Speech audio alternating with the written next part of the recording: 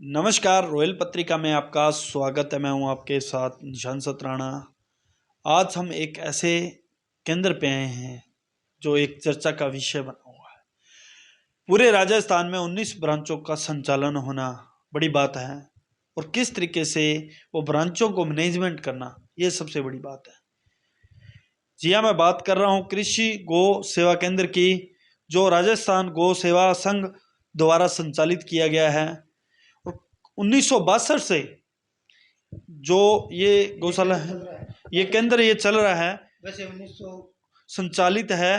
तो आज पूरी जानकारी लेंगे। हमारे साथ उनके मैनेजर हैं जो लक्ष्मण जी जाट हैं, रिटायर हो चुके हैं, लंबे अरसों से सेवा दे रहे हैं केंद्रों में। और क्या कुछ इनका अनुभव रहा, क्या कुछ एक्सपीरियंस रहा, ये तमाम बातों पे चर्चा करेंगे। सर, सबसे पहले तो चैनल में स्वागत है आपका। हाँ जी, बहुत धन्यवाद आपका भी। लक्ष्मण जी जाट एक बड़ा नाम है। मैनेजर साहब, आपने सीकर से आके लगातार राजस्थान में सेवाएं दी हैं आपकी। सबसे पहले मैं आपका परिचय जान लेता हूं, क्या कुछ पूरा परिचय। मेरा नाम लक्ष्मण सिंह जाट है। मैं लक्ष्मणगढ़ सीकर गांव भोजासर बड़ा का रहने वाला हूँ।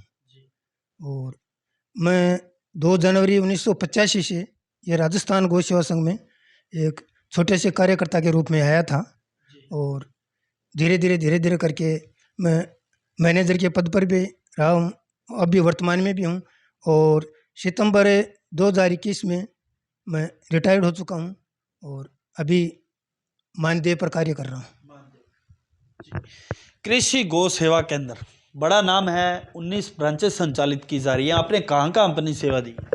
मैंने बीकानेर संभाग में, जैसे एक तो गौसदन बाजूवाला में, फिर हनुमानगढ़ में, फिर बीचवाल बीकानेर में, छत्तरगढ़ में, रावड़ा मंडी में और खादवाड़ा भी रहा हूँ और बीकानेर भी रहा हूँ। तो अब वर्तमान में मैं 28 साल से अनूपगढ़ कृषि गौ सेवा केंद्र पे ही कार्य कर रहा हूँ। कृषि गौ सेवा केंद्र, लंबे अरसों से आप काम कर रहे हो। किस तरीके से ये गौवंश का ध्यान रखा जाता है, किस तरीके से ख्याल रखा जाता है और किस तरीके से आपकी मैनेजमेंट टीम का कार्य कर रही है? कार्य करना तो ऐसा है साहब, मैनेजमेंट आजकल तो जैसे सुविधाएं हो गई। शुरू में जब 1985 में आए थे तो उस टाइम जैसे खुले में बाड़े वगैरह होते थे, दूर दूर से गायों को लाते थे। उस टाइम छाया छपरा की भी व्यवस्था कम होती थी। आजकल तो जैसे शेड है और है, मकान, पानी की सारी व्यवस्था होने लग गई। तो अभी जो हाल ही की बात करें तो हाल ही में क्या कुछ व्यवस्था है, कितने गौवंश हैं? अपने वर्तमान में अभी अनूपगढ़ के अंदर पर 880 गोवंश का भरण पोषण हो रहा है, छोटे बड़ों का, जिसमें 609 तो बड़े हैं, 3 वर्षीय बड़े, 271 छोटे हैं। कुल 880 गोवंश का भरण पोषण हो रहा है। लगभग कितने टीम इसे मैनेजमेंट कर रही है, कितने टीम मेंबर्स की आपके पास? मेंबर से अभी तो मंडी में जैसे शुरू में 20-21 आदमी की कमेटी बनी हुई है और वैसे हमारा संचालन राजस्थान गौ सेवा संघ दुर्गापुरा प्रधान कार्यालय जयपुर से होता है, जिसमें अध्यक्ष, मंत्री, सहमंत्री और क्षेत्रीय प्रभारी बीकानेर के द्वारा। बाकी लोकल में कोई जन सहयोग है, किसानों का है, मंडी में कोई व्यापारियों का है। और यहाँ वर्तमान में 20 आदमी अपने काम भी कर रहे हैं। अब मैं जानना चाहूँगा अध्यक्ष साहब, गौवंश की देखभाल के लिए चिकित्सा की जरूरत होती है। तो चिकित्सा मतलब डिपार्टमेंट के, मतलब यहाँ सरकारी डिपार्टमेंट का कर्मचारी सेवा देता है या मतलब कोई प्राइवेट? नहीं, सरकारी कर्मचारी तो वैसे अपने यहाँ बड़े डॉक्टर साहब, सर्जन डॉक्टर नरेंद्र जी नागपाल भी हैं, समय समय पर आते हैं। वैसे अपने गौशाला की तरफ से भी एक मनोज कुमार एल से एक मोगी का कंपाउंड रखा हुआ है, वो रोज आता है। और दवाई कुछ तो अपने हॉस्पिटल से मिल जाती हैं, बाकी परचेज कर लेते हैं मेडिकल स्टोर से। जैसे लक्ष्मण जी जाट एक बड़ा नाम है, तो जैसे मैनेजर के पद पे रहकर आपने कार्य किया, तो मैं आपसे जानना चाहूँगा, ये भी ओलंपिक जब आया था, गौवंश के लगभग कितने गौवंश की मौत हुई, किस तरीके से आपने उस बीमारी का सामना किया? चुनौतियाँ, बड़ी चुनौती थी सामने, क्या कुछ मतलब पूरा प्रोसेस रहा? उस टाइम साहब ये बहुत ही भयंकर बीमारी थी। तो उस टाइम अपने यहाँ 8 गोवंश ये ओलंपिक की चपेट में आए थे अपने अनूपगढ़ केंद्र पर। तो उनमें से एक गाय तो ख़त्म हो गई थी, बाकी का क्या, उस टाइम वो गुप्ता जी रावड़ा मंडी से आते थे, डॉक्टर सर वो थे अपने यहाँ हॉस्पिटल में। तो उन्होंने बताया था, तो एक तो ये जो टेबलेट वगैरह आती हैं ना, इंजेक्शन तो कम देते थे, टेबलेट वगैरह देसी इलाज, जैसे कोई अपने फिटकड़ी से धोना या चूना बिछाना, और जो गीली जगह उसको सूखा करना, और उनको लाल दवाई से नहाना करना, तो स्नान कराना, तो साफ सफाई का विशेष ध्यान रखने से उस टाइम एक गाय खत्म हुई थी।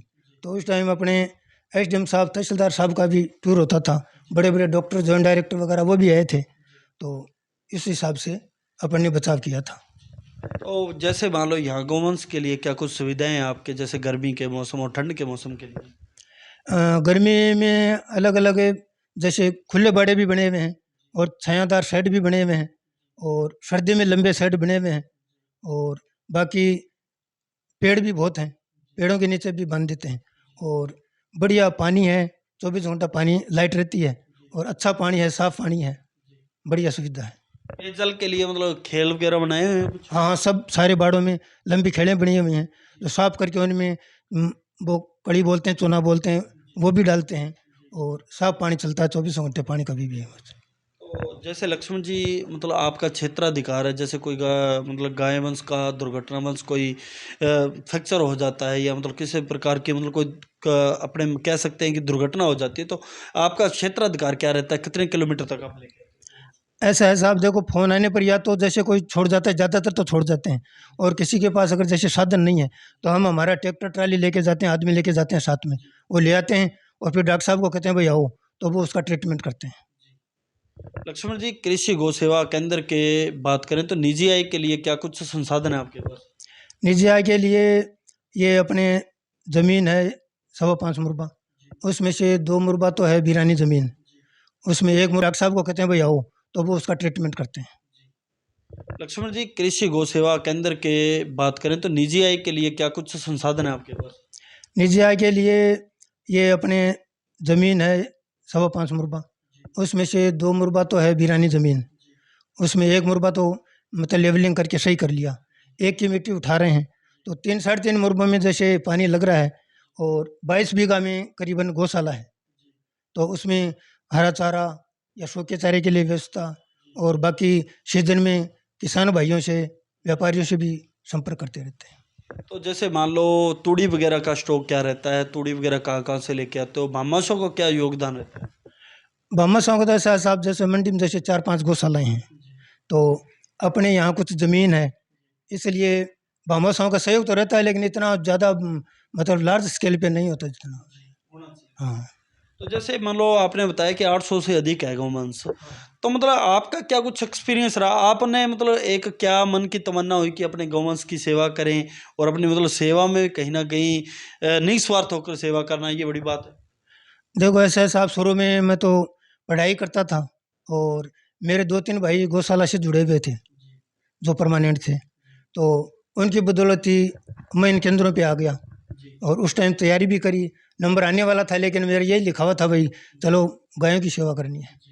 तो जैसे मान लो इसका मैं जानना चाहूँगा लक्ष्मण सिंह जी, कि मतलब इसका संचालन कैसे हुआ, कैसे कोई चमत्कार हुआ या कोई आशीर्वाद हुआ, या मतलब किस तरीके से इसका संचालन किया गया? संचालन तो ऐसा ऐसा, वैसे तो 1954-55 से ये हमारी संस्था है, पहले शुरू में ये सीकर में इसका ऑफिस खुला था, राजस्थान गौ संघ का, तो 2 साल सीकर में रहा था, फिर दुर्गापुरा जयपुर में चले गए, स्थानांतरित कर दिया वहाँ से, और बाद में ये जैसे अलग अलग ब्रांचें यहाँ बॉर्डर के पास, तो 1962-63 में अपने ये अनूपगढ़ में खोली गई।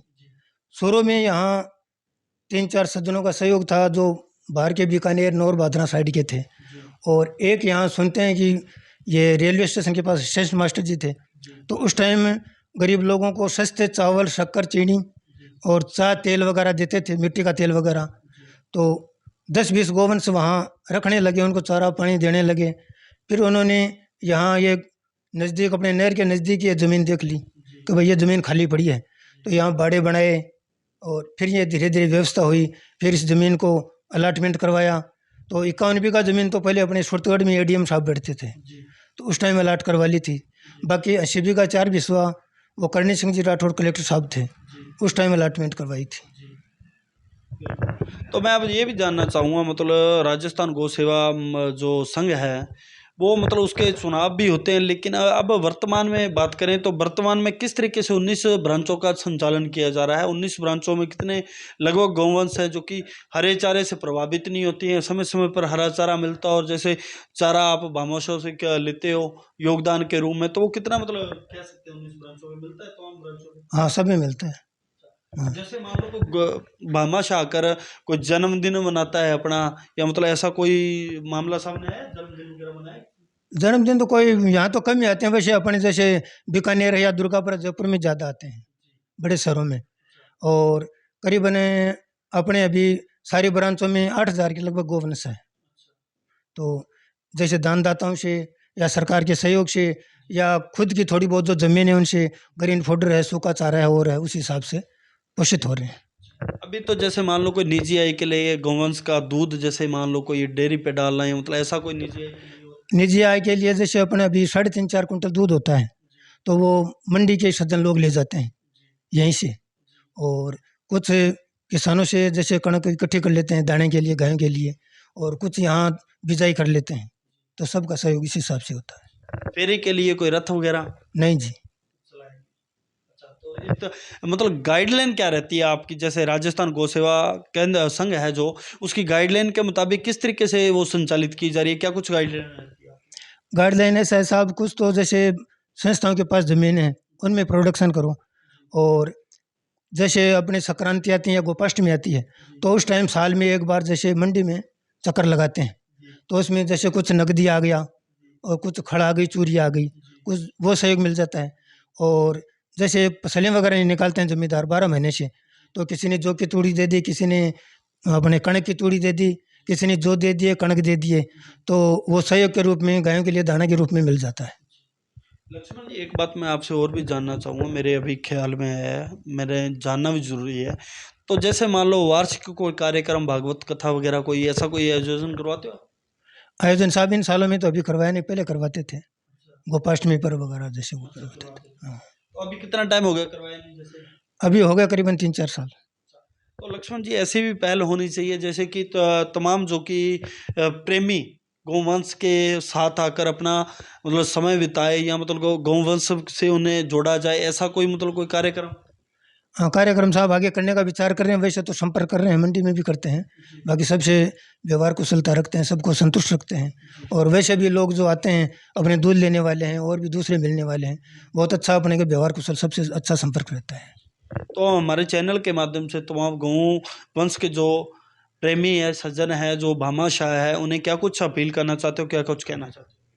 अपील यही है साहब, सुबह शाम जैसे उनको आना चाहिए, देखना चाहिए, गायों के दर्शन करने चाहिए, हो सके तो थोड़ी बहुत सेवा करनी चाहिए, कोई तन मन से धन से जो भी जैसे करना चाहिए, हमारी सबसे यही इच्छा है। ये थे लक्ष्मण जी जाट, जो मैनेजर पद पे रहकर रिटायरमेंट हुए हैं, अभी हाल ही में अनूपगढ़ केंद्र पे सेवा दे रहे हैं, लंबे अरसों का एक्सपीरियंस रहा। बात करें कृषि गौ सेवा केंद्र की, तो बहुत ही शानदार तरीके से निजी आय भी है और अच्छा संचालित हो रहा है।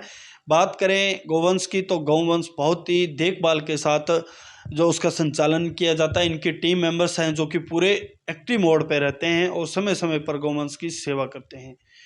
ये था पूरा परिचय और पूरा ग्राउंड रिपोर्ट जो हमने आपको आज लाइव वर्जन के माध्यम से दिखाई है। मैं आपको अच्छी और अच्छी खबरों से रूबरू करवाता हूँ, तो आप जुड़े रहें रॉयल पत्रिका के साथ। कैमरा शौकीन मनोज जोड़ के साथ निशांत शरण, धन्यवाद।